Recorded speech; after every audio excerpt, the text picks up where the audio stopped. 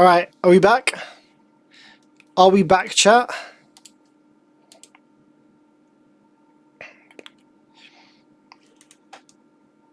Are we back and cooking?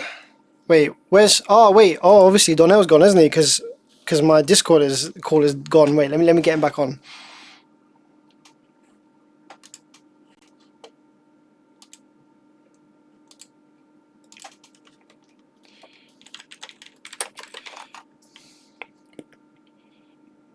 I've got 2 chats on the go. All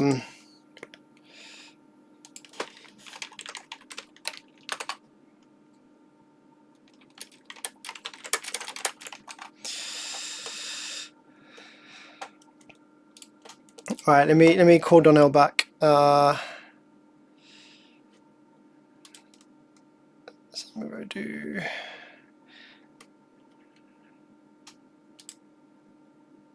Direct messages. Here we go.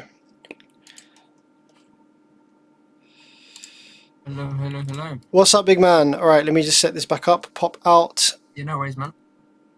Show your screen. How do I pop you out again? Oh yeah, here we go. Pop out. Right. I suppose my camera ain't that. There you are.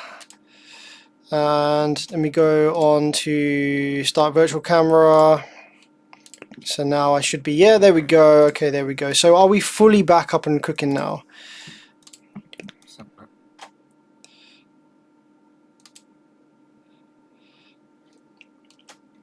All right. Well, I've got 2 live chats on the go, and I don't know, I don't know which one is the. I was confused as well. Because there's chats happening in both of them, so I don't know which one's the correct one to like stream. So can everyone who's watching this currently say, "Yo," in their live chat? I want to see which one like is the one where chats are coming up.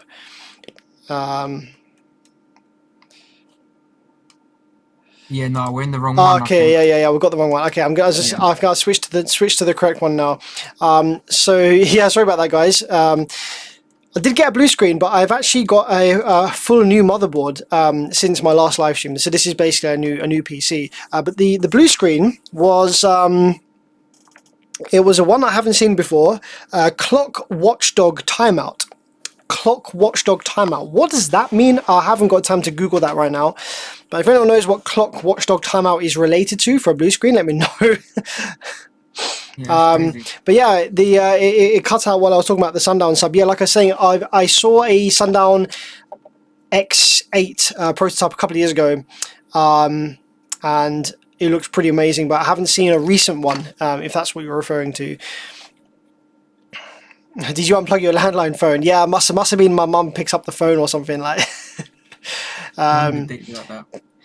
What do you think about servo subs? I have not had any experience with them myself, but from what other people say is that they sound amazing and continue to sound amazing right up to the point where they don't. So unlike regular sub drivers that will give you a bunch of harmonic distortion and a bunch of mechanical noise, usually before you rip them apart completely, servo subwoofers will just continue sounding freaking amazing until you just topple that limit and then something snaps or something breaks.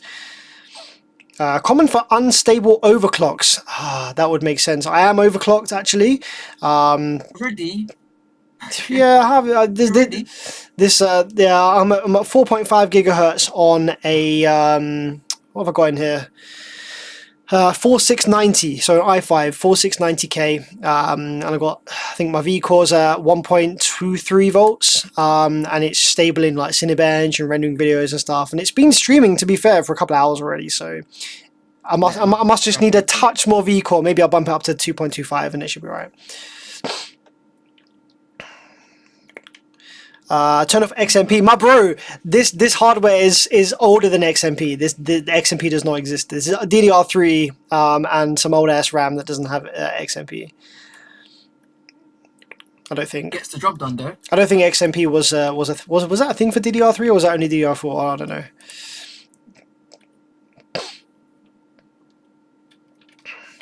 don't know. It'll be your worst processor, but at least it'll be bad. I actually have a Core 2 Duo rig. Look, guys, here it is. This is the PC that I started streaming on This is my first streaming setup PC back in the day. This is the Intel Xeon. Where's my rag to just get rid of the thermal paste? I think it's 5470 or something. What was it fucking? That's crazy. I overclocked the balls out of it. It was sitting at like 4.8 or something. Overclocked like crazy. Here we go. This is an Intel Xeon X5470. Yeah, and I had this right up into the high fours. This has some really fast. This has some really fast DDR2 as well. This has some really fast DDR2. This is the thing that cracks me up about modern RAM is the timings. Okay, DDR5 timings. Okay, a tight timing DDR5 kit will be like CL30, so 30 something 72 or whatever, right? This DDR2 runs at, well, this DDR2 runs at 1066 megahertz. Okay, so not very fast on the megahertz, right? But the timings are 77720. Damn. And this is some quick ass RAM. This is some quick ass DDR2.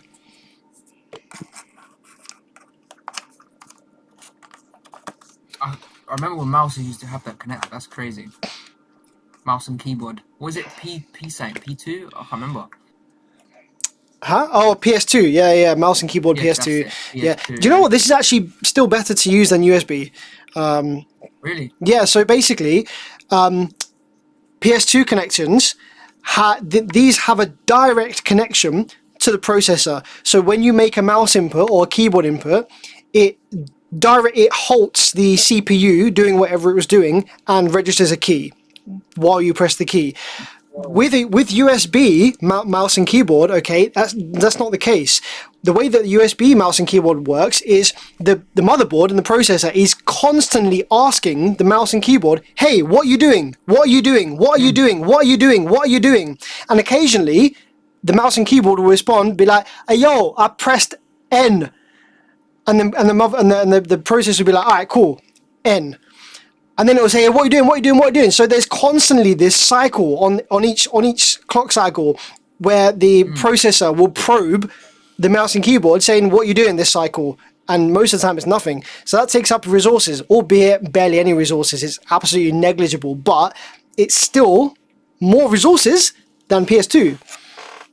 Which is because PS2 is an interrupt. So with PS2, if you're not moving the mouse or keyboard, the CPU ain't getting affected by that. That is crazy. The more you know. Hey, Bevids. Thanks for the capacitor advance the other day. What advice? Oh, I can't remember can't remember what that was about. But hey, no worries. I'm glad whatever I told you was good and worked.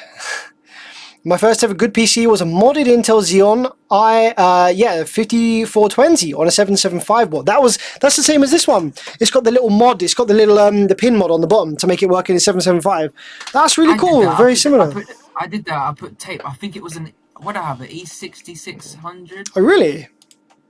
I don't know. I could be chatting rubbish, but I put piece of salad tape over 2 pins on that, and it used to bring up, but it was unstable. Okay.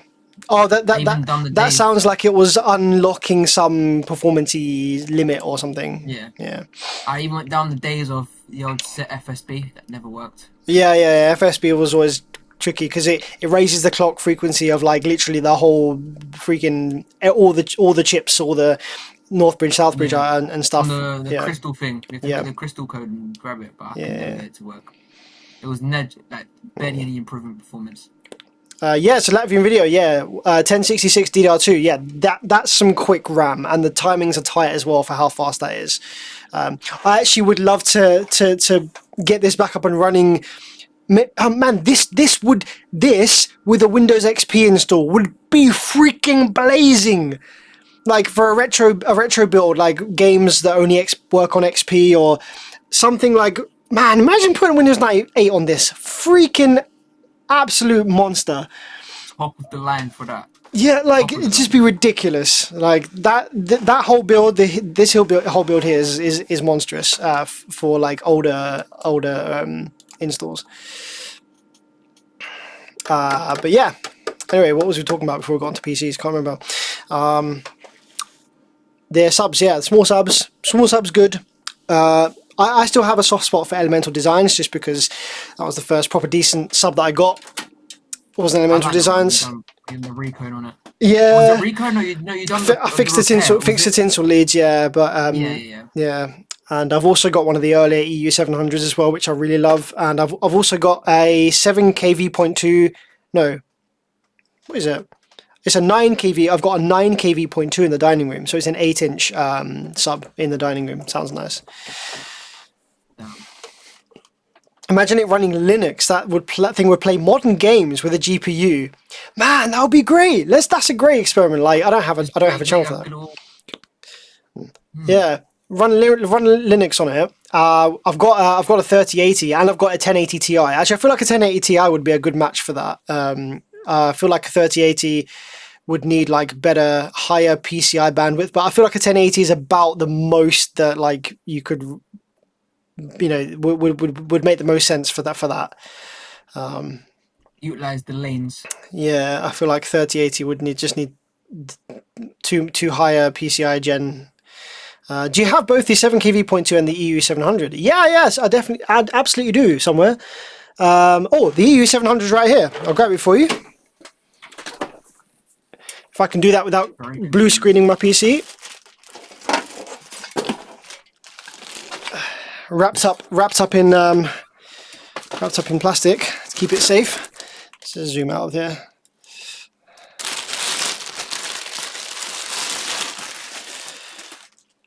So pretty. It's so pretty. There's a video on YouTube where there's a trunk install where someone's got like, I don't know, 40 of these in like a fiberglass install. Wow. Don't know if you've seen it. It looks mad. This is gonna hack cam. Oh wait, my hack cam isn't actually connected. Wait, one sec. Come on. Will it connect? Will it connect? I don't know. Yeah, there we go. Oh man, it's so beautiful. Is that the one you've done the repair on? No. This is the just one that I found on eBay. That's been really well looked after. Yeah, it looks nice. I love that. And it has like no mechanical noise. It's like so when you play it, it's just like it's just like yeah, just pure sine waves. Like no chuffing or anything. It's fucking beautiful.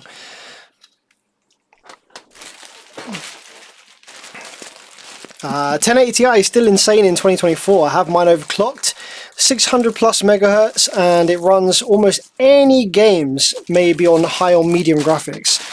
Yeah, I didn't upgrade to a 3080 that long ago, but the reason I upgraded to a 3080 is because I really like my VR. So I've got a Pimax 5K Plus, and obviously with the high resolutions and high frame rates required for VR, the 1080 Ti was just not quite cutting it. Like it was very playable. You had to dial the settings back a bit, obviously, but it was playable and was pretty fun. I want to get a VR. I want to try it, but. Bro, yeah, but it's because you don't have a powerful PC already. The entry cost to VR for you, unless you get like a Quest or something. But I feel like you're not that kind of guy. I feel like if you're going to get into something, you're going to go all out and get like the big boy. So I feel like yeah, if you want to get into VR, you'd not only need the expense of the VR headset, you'd also need to build a gaming PC. And knowing you would buy it all brand new. You wouldn't buy it used. I mean, to be fair, that computer has got an i9 and a 4060 in it. I've got a 4060. Okay, yeah. For the 4060, might run a bit of VR at medium-ish. The thing is, I don't play games enough to warrant doing it. See, I don't really play games either, apart from VR. Like, I'm not a gamer. I'm not like a. I don't play FPS games. I don't play.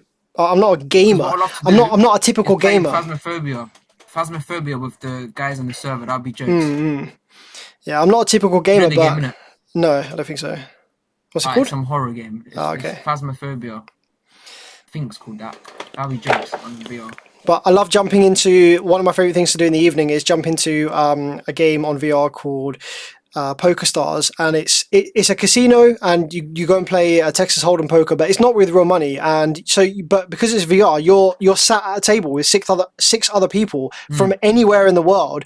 You just sit down at the table, have a mess around, and chat about anything, literally, with six randomers, and you really feel like you're there with them, just playing some Texas Hold'em while you're at it with like, game chips or whatever. They're not real money, but it's just a right laugh. Some conversations and stuff you get into are hilarious, and that's just always a good social vibe. Yeah, that'd be sick. If I get one, we definitely got to jump on. We definitely got to do Phasmophobia VR. Is it in VR? Yeah, it's a VR. It's actually a natively VR game. Right. Okay. Yeah.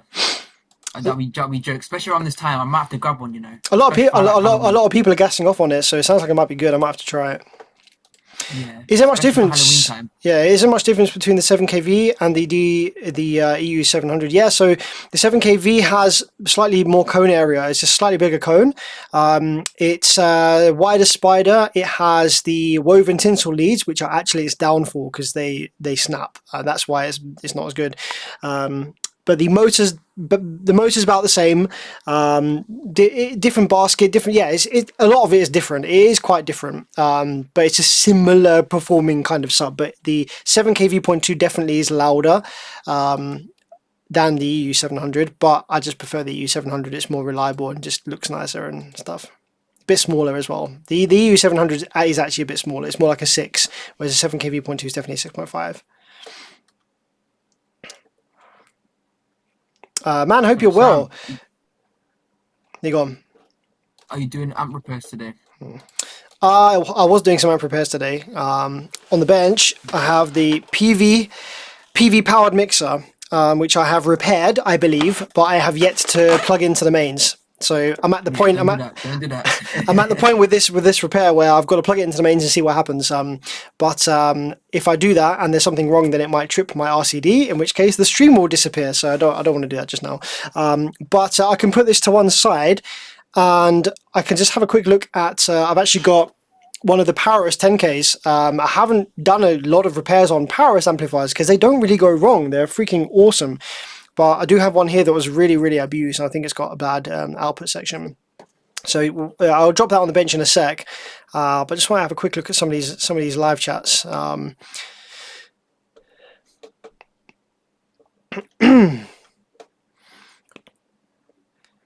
Amps gain setting. Everyone says is not a volume, but on another hand, it is. This is a barrel of. Yeah, this is a what's it called? Not a barrel of fish. What's that saying called? This is a. I don't know. You're talking to the wrong person about that. It's too deep. It's too deep to go into right now. But I will maybe make a video on it at some point. Yeah. It's not a volume knob by its design. However, you can turn it into a volume knob. You don't need to do anything crazy. You just need to set the signal source correctly, and then it becomes a volume knob. So I will do a video on the definitions of volume knob versus gain knob, just to put that to rest. Just to put that to rest, because it's silly pedantic people arguing about the English definition of something. Everyone knows what it does. I think people just love to say, "Oh, gain is not a volume knob," to seem like they know what they're talking about, to seem like they have some knowledge, and it's something that people love to repeat on forums and on posts when someone's talking about gain and they say, "Oh, I've only got the gain halfway up." That is an incorrect really thing to make. That means nothing. I agree. If someone on a post says, "Oh, I've only got the gain halfway up," that means nothing.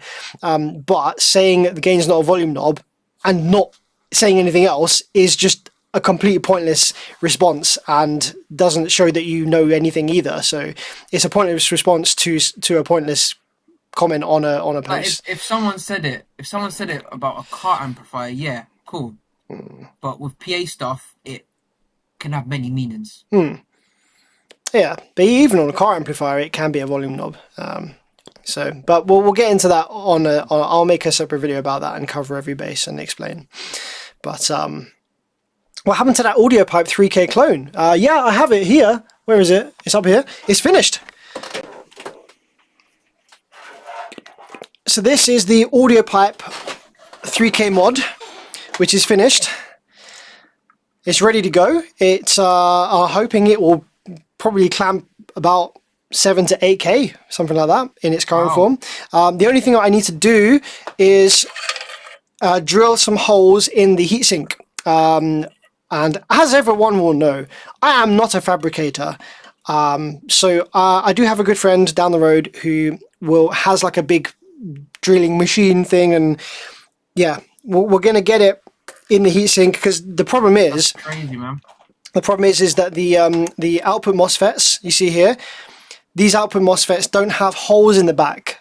Okay, so the power supply, the power supply FETs are really easy, because you can just drill a hole in the middle where the FET is and screw it to the heatsink. Easy peasy. The output FETs, I've got this.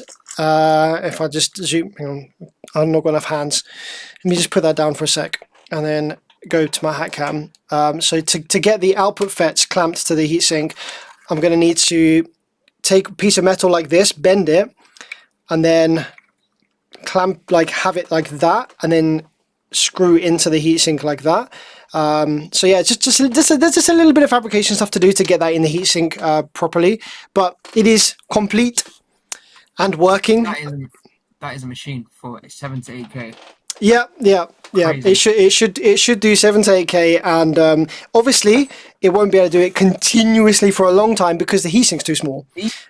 Even still, that's ridiculous. Yeah, so it would do it continuously if it could get rid of the heat generated by that much power, but yeah, the heatsink is obviously, I want to keep it in the audio pipe case because that's the whole point. I don't want to put it in a bigger heatsink because that defeats the purpose of that whole fun video of like upgrading the amp and keeping it the same.